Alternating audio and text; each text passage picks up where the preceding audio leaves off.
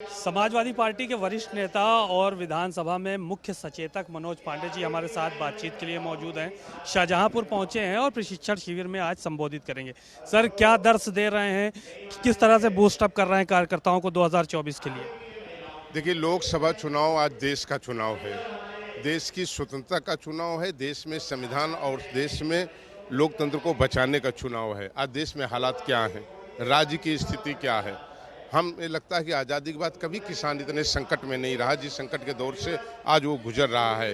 बेरोजगार नौजवान डिग्रियां लेकर के आज सड़कों पर मारा मारा फिर रहा है, और जिस देश की और जिस राज्य की तरुणाई और युवा संकट में होगा, हम उस राज्य को मजबूत होने की कल्पना मात्र भी कैसे कर सकते हैं। और महंगाई पर अगर हम बात करें, आज महंगाई उत्तर प्रदेश और देश के लिए एक बड़े संकट का विषय है। इन परिस्थितियों में जब 2024 का लोकसभा का चुनाव होने जा रहा है, तो आज समाजवादी पार्टी के हमारे वो सैनिक और सेनापति जो अपनी बूथों पर समाजवादी पार्टी और उसकी विचारधारा के लिए लड़ते हैं, उनका ये प्रशिक्षण शिविर है। और बिना मजबूत फौज के कभी किसी चुनाव को और किसी लड़ाई को जीता नहीं जा सकता। आज इन कार्यकर्ताओं के साथ बैठ कर के माननीय राष्ट्रीय अध्यक्ष जी के दिशा निर्देश प्राप्त होंगे और उनके माध्यम से 2024 कैसे समाजवादी पार्टी जीत करके आए और उत्तर प्रदेश की सारी लोकसभाओं में जीत करके आए, इस पर काम होगा और इस पर विचार रखे जाएंगे। ये भी देखा जा रहा था कि अखिलेश जी ने कहा था कि हम वीआईपी सीटों पर प्रत्याशी नवरात्र में घोषित कर देंगे, तो ये प्रत्याशी कब तक आएंगे, क्योंकि लोगों को इंतजार है इस बात का? देखिए, ये राष्ट्रीय नेतृत्व का काम है और राष्ट्रीय नेतृत्व सही समय पर इस पर फैसला लेगा और निश्चित प्रत्याशी आएंगे, लेकिन ये सवाल राष्ट्रीय नेतृत्व का है और निर्णय भी राष्ट्रीय नेतृत्व को लेना है। क्या इस बार अकेले चुनाव लड़ना पड़ेगा? इंडिया गठबंधन से तो तमाम तल्खियां देखने को मिल रही हैं, बयानबाजियां शुरू हो गई हैं। समाजवादी पार्टी उत्तर प्रदेश की सबसे मजबूत पार्टी है। हम बाई एक्सीडेंट हार गए, साजिश से हार गए, जनता को गुमराह करके हरा दिया गया। आदरणीय अखिलेश यादव जी के नेतृत्व में उत्तर प्रदेश में 37% वोट 2022 के चुनाव में मिले हैं। 2.5% वोट और मिले होते हमें, लगभग 4,95,000 वोट, तो उत्तर प्रदेश में समाजवादी पार्टी की सरकार होती। तो मेरा मानना है कि यहाँ पर जमीन पर भी समाजवादी पार्टी है, गांव में भी समाजवादी पार्टी है। और समाजवादी पार्टी तो चाहती है कि भारतीय जनता पार्टी के खिलाफ सभी एक विचारधारा के लोग वो साथ आकर के खड़े हों, लेकिन उसके लिए दिल बड़ा करना पड़ेगा, मन ठीक करना पड़ेगा, भावना ठीक करना पड़ेगा। हम लोग रायबरेली से विधायक चुन करके आते हैं।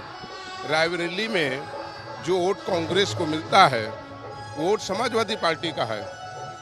400 बूथों पे एजेंट नहीं मिलते, तो समाजवादी पार्टी लड़ती है। और सांप्रदायिकता के खिलाफ आदरणीय नेताजी और अखिलेश यादव जी का ये स्टैंड रहा है। तो इस बार हरा देंगे सोनिया गांधी को अगर गठबंधन नहीं हुआ? देखिए, आप लड़ाई कराने वाली बात मत करिए। समाजवादी पार्टी समान विचारधारा को सम्मान के साथ लेकर के चलना चाहती है, लेकिन ये भावना दूसरे दलों को भी लेकर के चलना चाहिए। एक तरफा दोस्ती बहुत दिन नहीं चलती। लेकिन अजय राय जो प्रदेश अध्यक्ष हैं, उनका तो लगातार बयानबाजी आ रही है कि हमारा उत्तराखंड में साथ नहीं दिया, हमने घोसी में साथ दिया, फिर मध्य प्रदेश में इसी तरह की स्थितियां बन गई हैं। तो इन सब चीज़ों को लेकर कैसे मैनेज करेंगे ये नेता बयानबाजी जो कर रहे हैं? नहीं, इस पर उनको अंकुश लगाना चाहिए और ये राष्ट्रीय नेतृत्व का काम है। उत्तर प्रदेश की सीटों पर जब 2022 में कांग्रेस लड़ी थी, तो शायद आपको नहीं मालूम है कि नोटा से नीचे रही है, तमाम बड़ी संख्या में नोटा से नीचे रही है। तो समाजवादी पार्टी जानती है उत्तर प्रदेश में कौन क्या है, लेकिन हम सबको लेकर के चलना चाहते हैं। हमारी विचारधारा सबको लेकर के चलने की, लेकिन लोगों को ये देख लेना चाहिए कि जो लोग नोटा से नीचे लड़े हैं, उनको बड़बोलापन से बचना चाहिए। बातचीत के लिए शुक्रिया। जाहिर है मनोज पांडे ने बहुत बड़ा संदेश देने की कोशिश की है और कहा है कि इंडिया गठबंधन को लेकर मैं रायबरेली से विधायक हूं और समाजवादी पार्टी का वोट ही कांग्रेस को ट्रांसफ़र होता है, तब कांग्रेस के बड़े नेता यहां से जीत कर जाते हैं।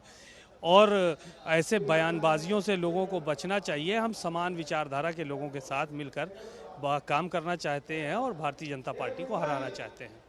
कैमरामैन सौरभ के साथ सीमा नकवी, भारत समाचार, शाहजहांपुर।